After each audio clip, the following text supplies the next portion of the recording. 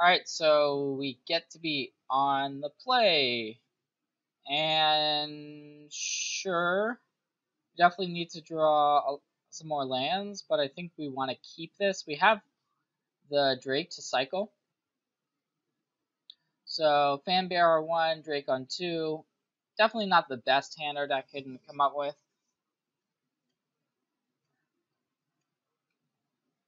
This hand is missing a monument. Monument into cat.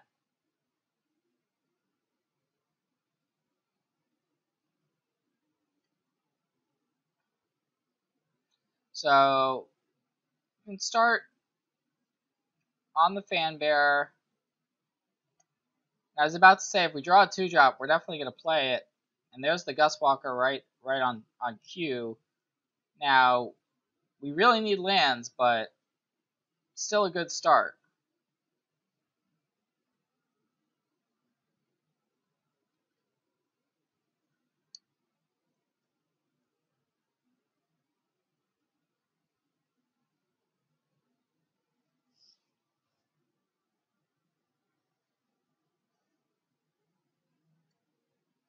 And Gustwalker is, I don't remember a 2-drop that's that powerful. A 2-mana 3-power flyer, 3/3 flyer after Exert. It's just a really powerful card. Temet, that's a good pickup. So I'm going to send the Gustwalker in the air here.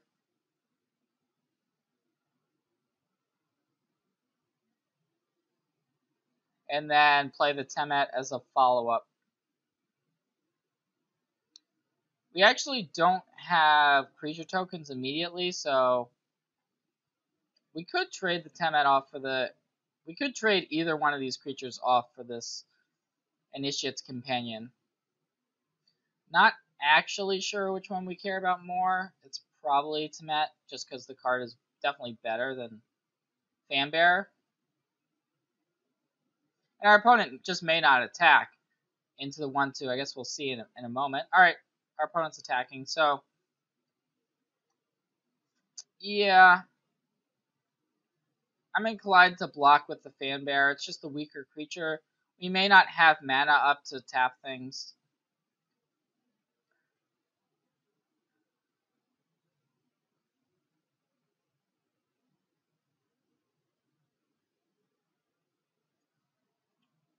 And that trade benefits us.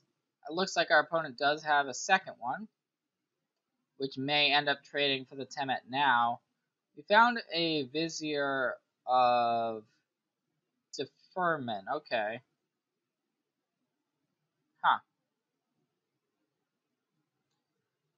Well, this isn't necessarily a bad time to get it into play. I actually don't mind offering up the trade here with the Temet. We'll see if our opponent elects to block, and it looks like they are, so we'll just accept the trade. And rather than playing the Vizier, kind of thinking cycle the Drake and try to make sure we have our land drops. Because if we play this Wing Guide and the Regal Caracal, we're most likely gonna win.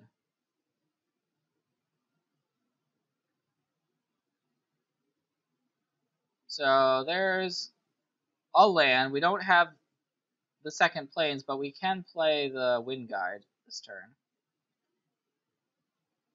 So once again, I am gonna go ahead and exert the Gustwalker in order to get in for potentially another 3 damage, though it looks like our opponent's might have something. I'm not really sure what it could be, but maybe we'll see in a moment.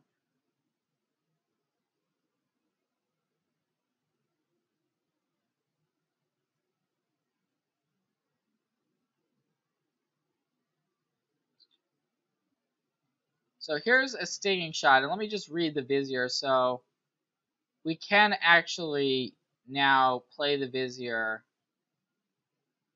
and blink the Gustwalker, so that seems great.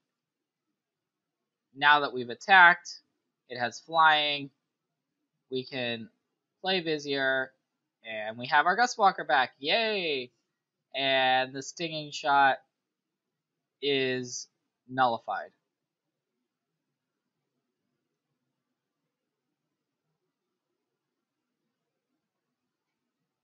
So that ended up working out well. Now we have the Vizier, which we're happy to trade off for the Bitterblade Warrior. If our opponent wants to make that trade, great. If not, great. I mean, whatever. We're going to just win in the air. That's the plan. We can also win with cats if we draw the planes here. So, alright, our opponent's now making the attack. The beast is kind of a reason not to block, but I am just going to block. We can trade something else for this beast, potentially.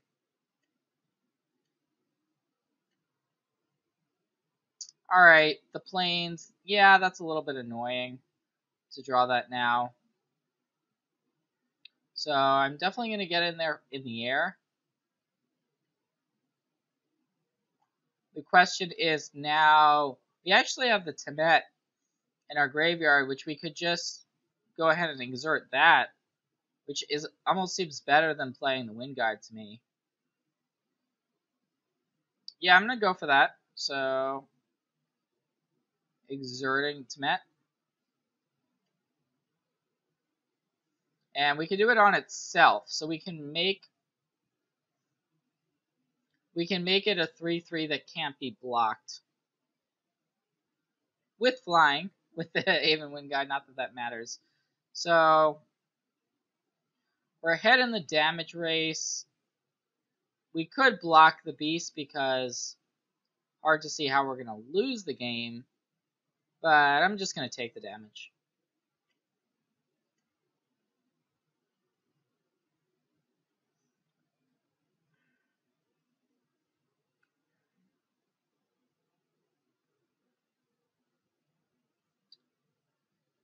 And interesting that our opponent waited to go for that Splendid Agony, but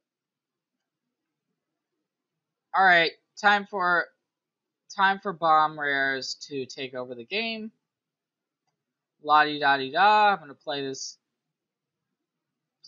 insane card. And it's your turn, sir. Good luck and have fun.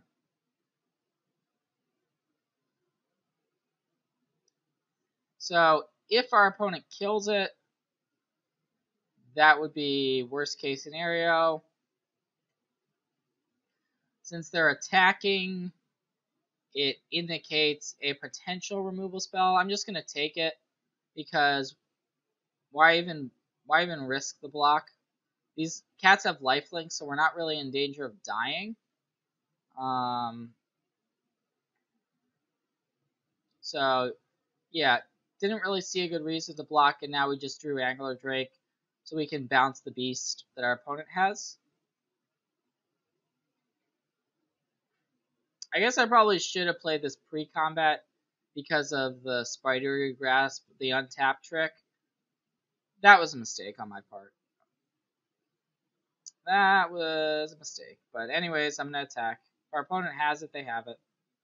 And sometimes you just click through things on Magic Online a little bit too quickly. But our opponent didn't have anything. We're up to 16. I'm going to bounce the beast. And that is going to do it for that game. So looking at the sideboard, the deck has felt so good that it's hard to justify sideboarding, but that shouldn't be the mentality. We want to have the best possible configuration that we can have. With that being said,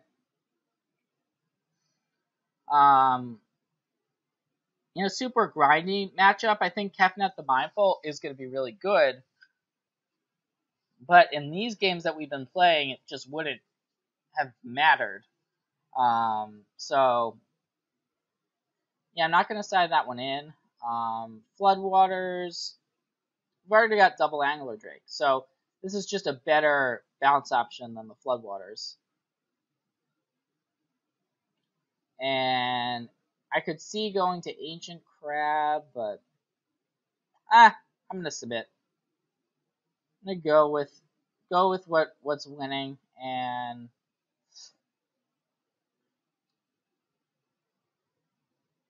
yeah, we didn't have all of our land drops that game, but we had enough of them.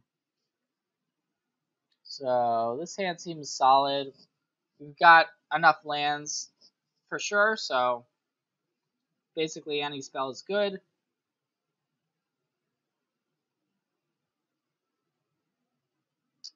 Alright, there's Essence Scatter. So once again, we're going to have a little bit of a choice what to do on turn 2. We could play Temet, we could play Labyrinth Guardian, we could even hold up mana for Essence Scatter. And I think all of those options are viable, but I'm going to play the Labyrinth Guardian. I like getting a creature onto the board rather than being reactive with the Essence Scatter. And the Guardian being a 2/3 could end up being important.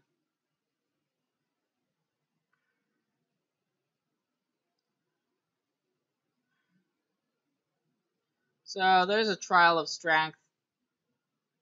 And we'll trade the Labyrinth Guardian for the Beast if our opponent offers that. But wow, this is insane.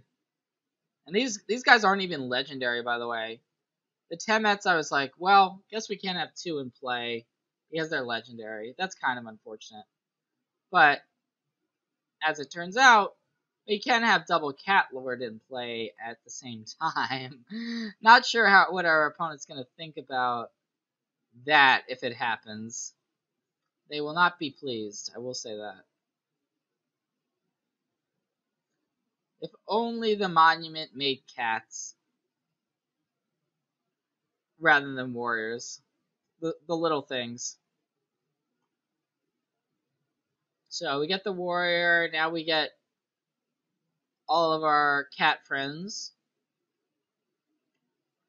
Champion of Ronus is a little bit scary. Who knows what our opponent can do with that card, but we'll let our opponent attack and do their worst. There aren't any huge Eldrazi creatures. We're in a different block here now, so we don't have to worry about that.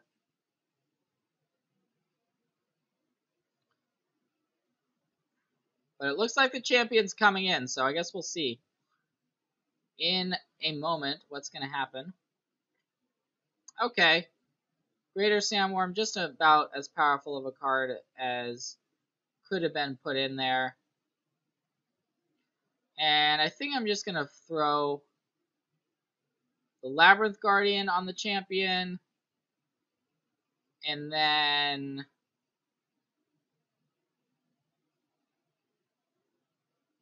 the cats as well. Good old triple block. And the reason why I'm doing this is it plays around 1 removal spell on either of these 3 creatures I'm blocking with or the cat. So it's most likely just going to end up. It also plays around pump spells. So we just want to get rid of the champion, and we did that. It traded for one of our cats. Yeah, it traded for one of our cats. So that's pretty good. And now we can just play the other cat lord. Or we don't have to play the other cat lord. So we have Temet. We can start getting in with that as well. Which actually almost seems like the better option now. Because we don't have good attacks through our opponent's defenses at the moment. Sure, I'm gonna play Temet.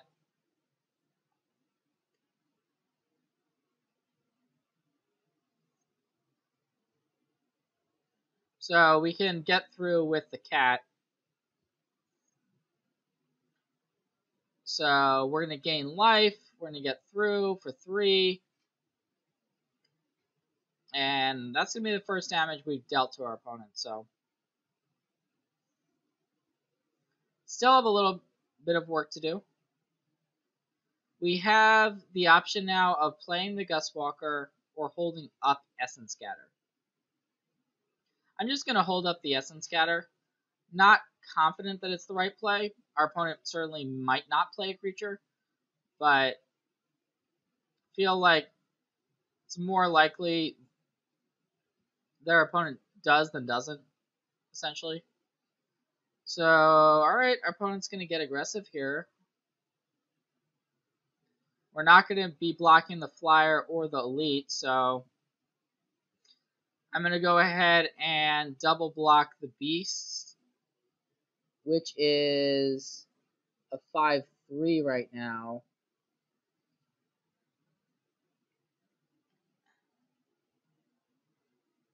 We could actually block with the Temet because we have another one. I actually like that.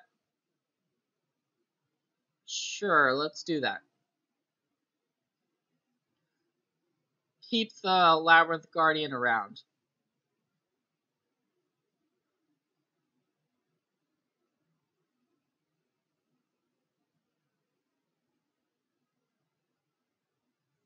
Our opponent's probably wondering, why are we getting rid of our Temet? Well, we have another one.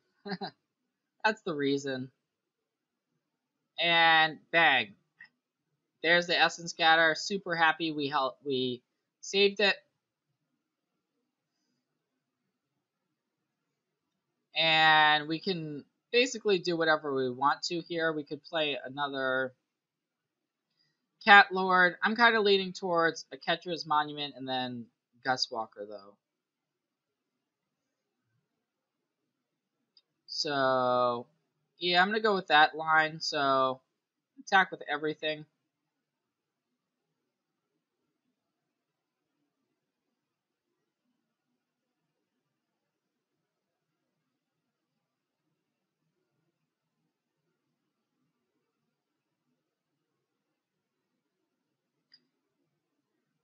And that was a huge mistake.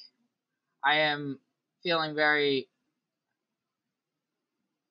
very dumb right now for doing that. Didn't realize the monuments were legendary, but that's what happens when you're first playing with the set, which is what I'm doing, and just assume that they weren't, basically, without even reading them enough. So they are, in fact, legendary.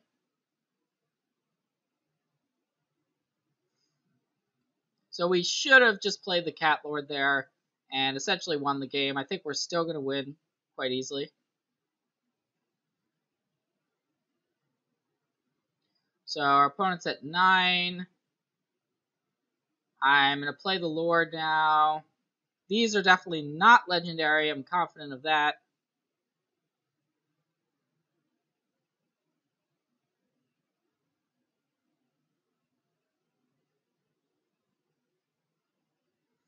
And I think we just send the team. Now we've got now because they work together, they both have lifelink, which is really sweet.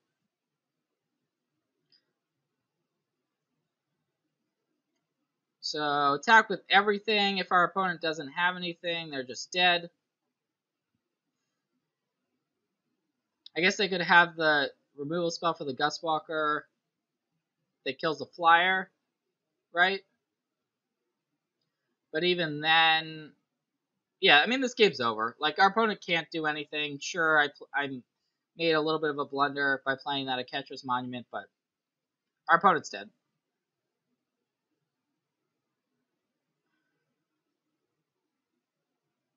Yep, so that's going to be the match.